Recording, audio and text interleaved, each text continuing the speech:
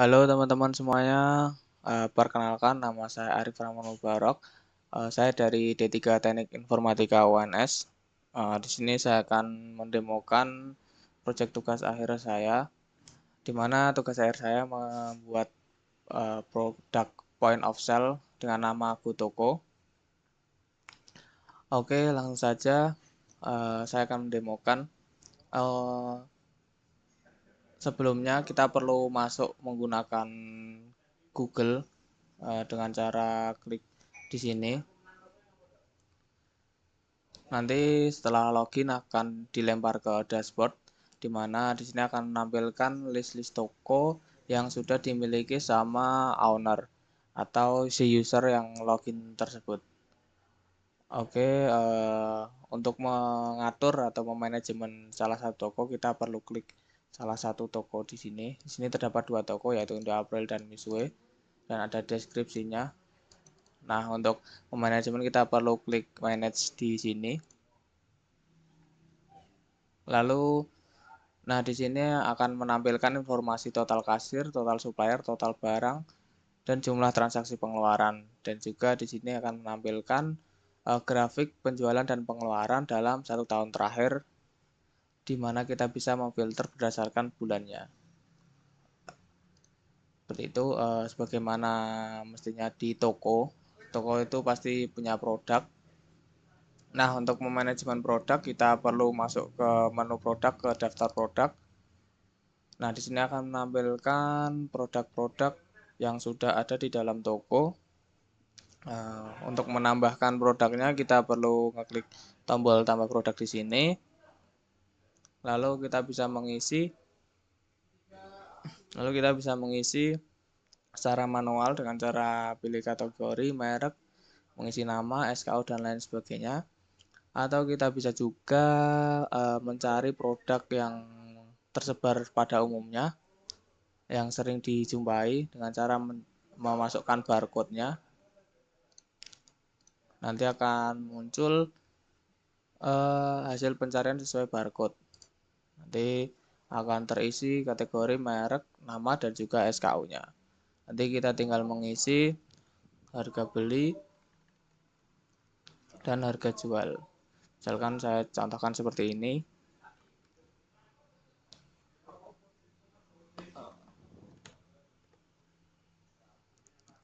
Nah, nanti akan daftarnya akan tertambah di sini. Lalu di sini bisa apa saja. Setelah menambah produk, kita bisa juga mengubah produknya.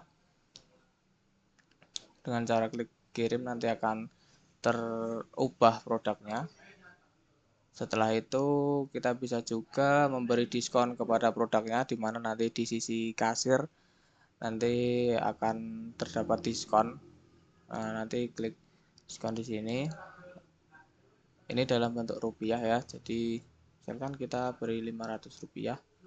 Nanti kita save saja, nanti akan terubah diskonnya. Setelah itu bisa juga menonaktifkan produk seperti ini. Nanti produk ini tidak akan muncul dalam penjualan. Seperti itu. Lalu bisa juga kita memfilter berdasarkan kategori dan juga merek dengan cara memilih kategori. Misalkan gini. Ini lalu klik filter, nanti akan menampilkan produk yang sesuai filter yang ada yang sudah dipilih. Setelah itu kita bisa juga mereset filternya. Nah, nanti akan menampilkan list produknya lagi. Setelah itu kita bisa juga mengekspor laporan sesuai dengan format yang diinginkan, misalkan PDF atau Excel. Kita bisa klik salah satu di sini.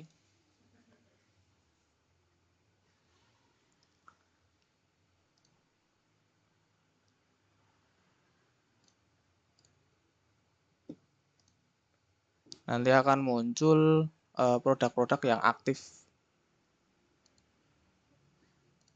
Nanti akan muncul produk-produk yang aktif di bagian sini.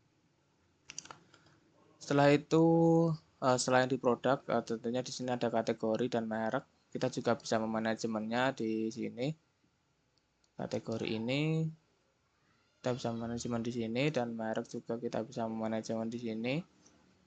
Ini bisa menambah, menghapus, dan juga menonaktifkan.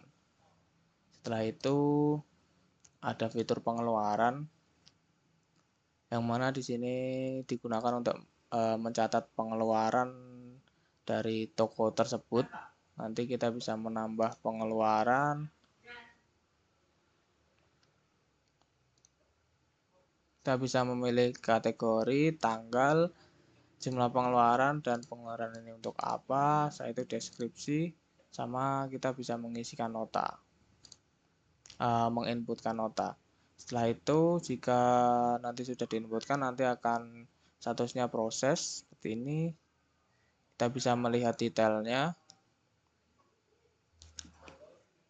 Nah, untuk nota di sini, jika dirasa ini sudah tidak akan diedit lagi, kita bisa menyelesaikan.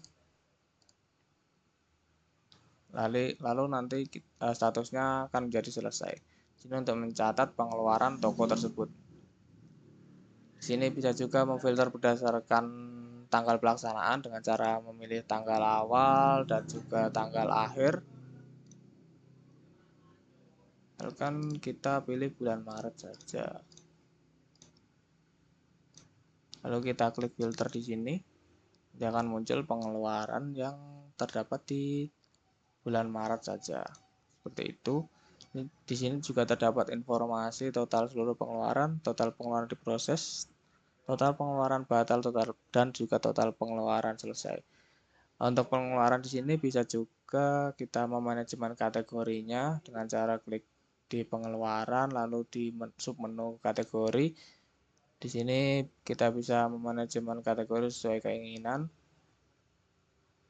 Kita bisa menambah, menghapus, mengedit, dan juga menonaktifkannya. Setelah itu untuk statistik, nah di sini terdapat statistik pengeluaran, yang mana di sini bisa difilter berdasarkan tahun atau bulan. Sebelumnya kita memilih tokonya terlebih dahulu, nanti toko mana yang akan dilihat pengeluarannya, lalu kita memfilter ini tampilan berdasarkan tahun atau bulan. Jika bulan nanti akan muncul seperti ini.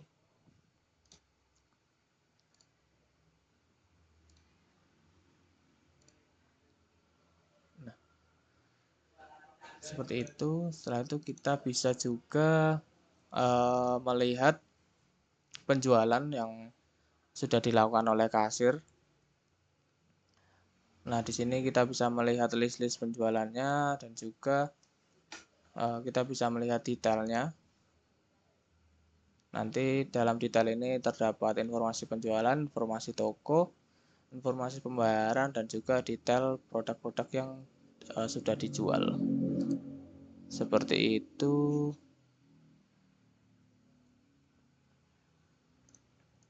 Selanjutnya untuk penjualan ini kita bisa juga melihat statistiknya. Ini bisa menampilkan berdasarkan apa, bisa berdasarkan tahun ataupun bulan. Itu di bulan ini, kita misalkan di bulan Juli, nanti akan muncul sesuai tanggalnya. Di tanggal 24 nanti penjualannya sebanyak 1.600.000 sekian. Seperti itu. Setelah itu ada juga laba penjualan. Di sini kita bisa mengetahui laba penjualan dari daftar penjualan yang sudah dilakukan. Setelah itu kita juga bisa memanajemen kasir yang akan kita miliki. Di sini kita bisa menambah kasir, mengedit, dan juga memberikan hak akses tokonya ini ke semua toko atau toko yang dipilih saja. Seperti itu. Lalu untuk menambahkan toko agar lebih dari satu, nanti dengan cara mengeklik di pengaturan lalu daftar toko. Nanti di sini kita bisa menambahkan toko, mengedit, dan juga menghapus atau menonaktifkannya. Seperti itu. Lalu di sini kita juga bisa melihat arus kas di mana ini merupakan total penjualan dan juga total pengeluaran. Kita mempunyai grafik yang mana kita gabungkan pengeluaran dan penjualan agar bisa dicari perbandingannya seperti itu. Mungkin demo untuk project kali ini cukup sekian, kurang lebihnya mohon maaf. Terima kasih dan sampai jumpa.